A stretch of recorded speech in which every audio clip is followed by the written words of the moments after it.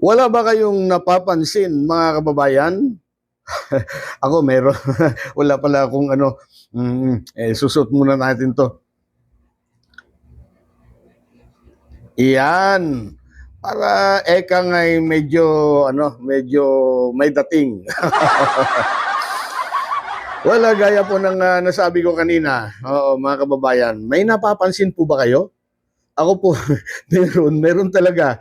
Oo, may mga nanonood pala dito sa aking channel na hindi pa pala naka-subscribe. Joke lamang po, joke lamang. Pero kung kayo po yon, kung ikaw po yon na kaibigan, pa-subscribe naman. Oo, mga ma'am, mga sir, pa-subscribe naman dito sa aking munting channel. Ano po? Maraming salamat po. Well, short video lang po ito mga kababayan, ano? Kasi po may napansin talaga ako, oo. Kung hindi niyo po napapansin, halos lahat po yata, halos lahat hindi naman nila lahat. Dahil parang halos lahat na dumikit po dito sa mga Duterte, napapahamak. Oo mga babayan, totoo po yan. Pansinin po ninyo. Simulan po ninyo dito kay dating Pangulong Rodrigo Roa Duterte. 'Di ba? Oh, si Kibuloy. Oo, talagang kung tawagin nila diyan, sanggan dikit po itong si Kibuloy dito kay dating Pangulong Duterte. Pero ayun, nasaan siya ngayon? 'Di po ba? Oh, nakulong. Oo, nakakulong ngayon si Kibuloy. By the way, mga kababayan, may babala nga pala itong si noon pa pala. Oo, nagbigay na ng babala itong si dating Pangulong Duterte. Ah, pakinggan natin yung video. Ayan. Wag. Wag. Wag. Wag. Wag. Wag. Wag mong subukan. Masisira ang buhay mo. Ayan. Oo, sinabi na ni sinabi na ngang huwag niyong subukan. Masisira ang buhay mo. Ayan tuloy. Ewan ko lang po ba, ewan ko kung ano po bang meron dito sa mga Duterte. Oo, bakit gustong-gusto nilang dumikit dito sa mga Duterte? Ano ba kaya meron talaga, no? Huwag mong subukan, masisira ang buhay mo. So, anong nangyari po?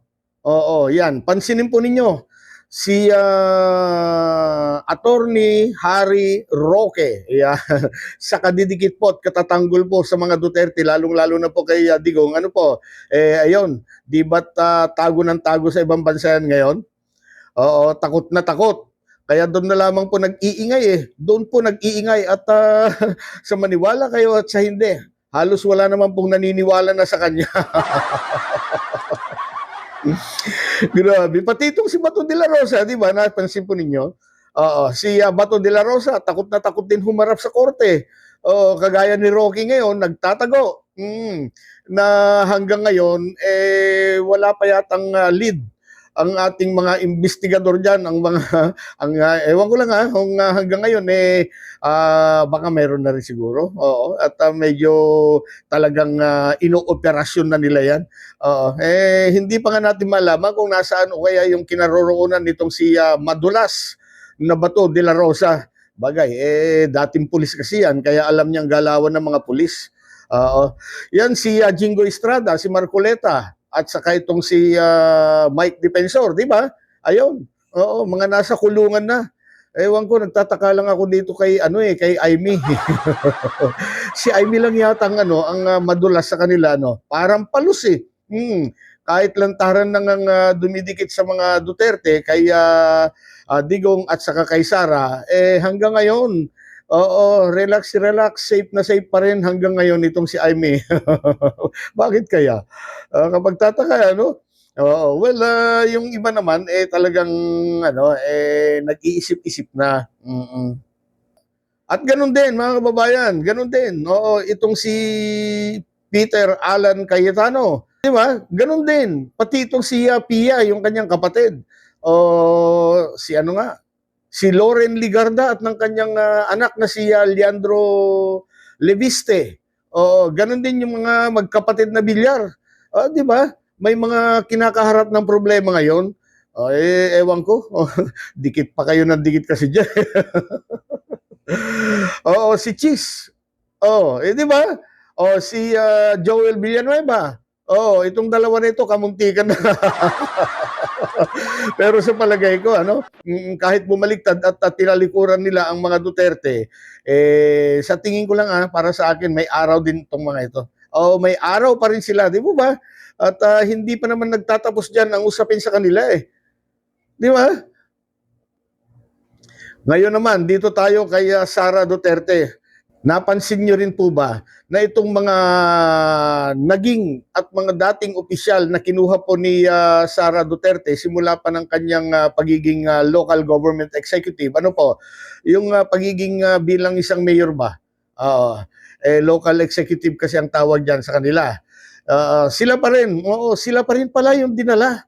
Sila pa rin yung, dala-dala po niya yung mga itong mga tauhan niya na ito sa pagiging vice presidente. Ibig sabihin lamang po mga kababayan, talagang alaga ni Sara ang mga ito Di mo ba?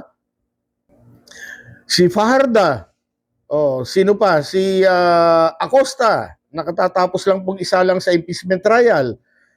Si La Chica, na itinuturo ni Acosta, at isa pang koronel. Yan si La Chica nga pala ay Colonel La Chica din po yan. At itong nakasalang ngayon, yung nakasalang ngayon sa impeachment trial na si Assistant Chief of Staff.